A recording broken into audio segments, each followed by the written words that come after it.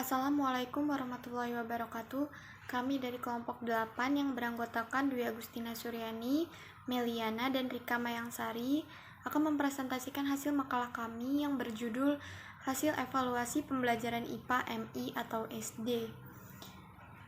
Materi pertama akan saya sampaikan sendiri, materi kedua akan disampaikan oleh Meliana, dan yang terakhir akan disampaikan oleh Rika Mayangsari. Pengertian evaluasi. Evaluasi adalah suatu tindakan atau suatu proses untuk menentukan nilai dari sesuatu. Beberapa pengertian tentang evaluasi yang dikemukakan oleh beberapa ahli. Yang pertama yaitu dari Lessinger yang mengemukakan evaluasi adalah proses penilaian dengan jalan membandingkan antara tujuan yang diharapkan dengan kemajuan atau prestasi nyata yang dicapai. Yang selanjutnya yaitu Yosong yang mengemukakan bahwa evaluasi adalah proses untuk menggambarkan, memperoleh, atau menghasilkan informasi yang berguna untuk mempertimbangkan suatu keputusan.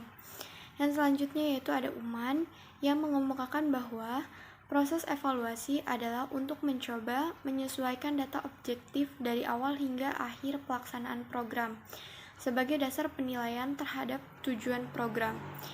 Yang selanjutnya yaitu ada Edwin Wandi dan Gerald W. Brown, yaitu evaluation refers to the act or process to determining the value of something. Menurut definisi ini, istilah evaluasi itu menunjuk kepada atau mengandung pengertian suatu tindakan atau suatu proses untuk menentukan nilai dari sesuatu.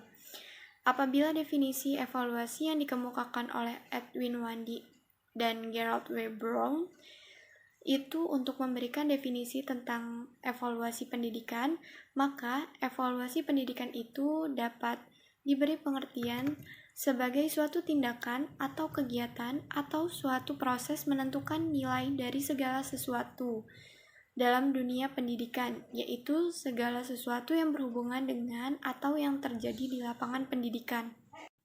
Dengan kata lain, evaluasi pendidikan adalah kegiatan atau proses penentuan nilai pendidikan sehingga dapat diketahui mutu atau hasil-hasilnya.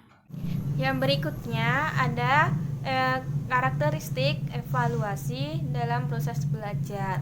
Kegiatan evaluasi dalam proses belajar mengajar itu memiliki beberapa karakteristik, yaitu diantaranya yang pertama, memiliki implikasi tidak langsung terhadap siswa yang akan dievaluasi. Dalam hal ini, misalnya seorang guru melakukan penilaian terhadap siswa dalam kemampuan yang tidak tampak dari siswanya langsung. Apa yang dilakukan pada guru ialah lebih banyak menafsirkan beberapa aspek penting yang diizinkan, yaitu seperti aspek keterampilan, aspek penampilan atau reaksi terhadap suatu stimulus yang sudah terencana. Yang kedua ada lebih bersifat tidak lengkap, dikarenakan dievaluasi tidak dilakukan secara konkret, maka hanya merupakan sebagai fenomena saja, atau dengan kata lain apa yang dievaluasi hanya sesuai dengan pertanyaan item yang direncanakan oleh gurunya sendiri. Kemudian yang ketiga yaitu memiliki sifat bermakna yang relatif. Pada sifat ini berarti hasil penilaian tergantung pada otak yang digunakan oleh guru. Di samping itu, evaluasi tergantung dengan tingkat ketelitian alat ukur yang digunakan oleh guru tersebut. Sebagai contoh, jika mengukur objek dengan penggaris yang mempunyai ketelitian setengah milimeter, maka akan diperoleh hasil pengukuran yang besar. Dan sebaliknya, jika seorang guru mengukur dengan menggunakan alat mikrometer, itu akan biasanya mempunyai pengertian 0,2 mm.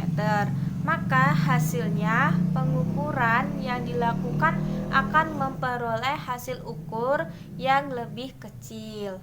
Kemudian ada cakupan dan proses belajar IPA di sekolah yang memiliki karakteristik tersendiri. Uraian karakteristik pada belajar IPA dapat diuraikan sebagai berikut, yaitu yang pertama, ada proses belajar IPA yang melibatkan hampir semua alat indera, seluruh proses berpikir, dan berbagai macam gerakan otot. Yang kedua, ada belajar IPA dilakukan menggunakan berbagai macam cara atau teknik. Yang ketiga, ada belajar IPA memerlukan beberapa macam alat, terutama untuk membantu pengamatan. Yang keempat, ada belajar IPA yang seringkali melibatkan kegiatan-kegiatan temu ilmiah, misalnya seminar, konferensi, ataupun observasi. Studi perpustakaan, mengunjungi suatu objek, penyusunan hipotesis, dan lain sebagainya. Kemudian yang kelima, ada belajar IPA merupakan proses belajar aktif. Belajar IPA itu merupakan suatu yang harus dilakukan siswa, bukan sesuatu yang dilakukan untuk siswa. Kemudian para ahli pendidikan dan pembelajaran IPA itu menyatakan bahwa pembelajaran IPA seyogyanya melibatkan siswa dalam berbagai arah, yaitu ranah kognitif, psikomotorik, dan efektif. Dalam hal ini dikuatkan dalam kurikulum IPA yang menganjurkan bahwa pembelajaran IPA di sekolah itu melibatkan siswa dalam penyelidikan yang berorientasi dengan interaksi antara siswa dengan guru dan pegawainya. Melalui kegiatan penyelidikan siswa itu membuat hubungan antara pengetahuan yang dimiliki dengan pengetahuan ilmiah itu yang ditemukan pada berbagai sumber pengetahuannya dalam pemecahan masalah, perencanaan, dan membuat keputusan, diskusi kelompok, dan siswa memperoleh asesmen yang konsisten dengan suatu pendekatan aktif untuk belajar.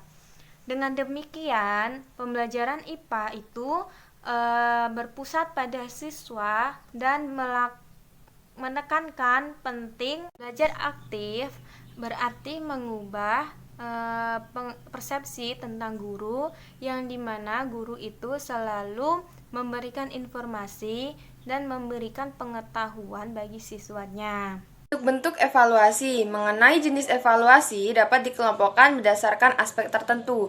Jika dikelompokkan berdasarkan waktu, jenis evaluasi dapat dibagi menjadi 4 macam. Yang pertama, evaluasi harian. Yang kedua, evaluasi tengah semester. Yang ketiga, evaluasi akhir semester. Dan evaluasi akhir tahun. Menurut Ahmad, jenis evaluasi dapat dibedakan menjadi 4 macam. Yang pertama, evaluasi formatif. Evaluasi yang ditunjukkan untuk memperbaiki proses belajar mengajar. Yang kedua, evaluasi sumatif adalah evaluasi yang ditunjukkan untuk keperluan penentuan angka kemajuan atau hasil belajar siswa. Yang ketiga, evaluasi penempatan ditunjukkan untuk menempatkan siswa dalam situasi belajar atau program pendidikan yang sesuai dengan kemampuannya. Dan yang terakhir, evaluasi diagnostik ditunjukkan untuk membantu memecahkan kesulitan belajar yang dialami oleh siswa. Menurut Devi, evaluasi dapat dibagi menjadi 3 macam, yaitu evaluasi sikap, pengetahuan, dan keterampilan. Penjelasannya adalah sebagai berikut. Evaluasi sikap yang dimaksud dalam hal ini adalah sikap spiritual dan sikap sosial. Evaluasi pengetahuan dapat dilakukan dengan mengacu pada taksonomi kognitif Bloom yang telah direvisi, yaitu pengetahuan, pemahaman, aplikasi, analisis, evaluasi, dan mencipta. Evaluasi keterampilan mengacu pada kemampuan siswa dalam menerapkan materi yang telah diajarkan oleh seorang guru. Setiap jenis evaluasi memiliki teknik tersendiri. Dalam proses pembelajaran, evaluasi yang dilakukan oleh guru berupa evaluasi sikap, pengetahuan, dan keterampilan. Teknik yang biasa digunakan untuk masing-masing jenis evaluasi adalah sebagai berikut. Yang pertama, evaluasi sikap dapat dilaksanakan dengan menggunakan teknik observasi, penilaian diri, penilaian teman sebaya, dan penilaian jurnal yang dimiliki oleh wali kelas, guru BK, dan guru mata pelajaran. Evaluasi pengetahuan dilakukan dengan teknik tes dan non-tes. Teknik tes yang biasa dikembangkan bisa berupa tes pilihan ganda, tes isian singkat, tes menjodohkan, dan tes uraian. Teknik non-tes yang biasa digunakan misalnya menggunakan portofolio, penugasan terstruktur dan tidak terstruktur, proyek dan produk. Evaluasi keterampilan dapat dilakukan dengan praktik unjuk kerja, proyek, produk, portofolio, dan tertulis. Sekian presentasi dari kelompok 8, saya akhiri. Wassalamualaikum warahmatullahi wabarakatuh.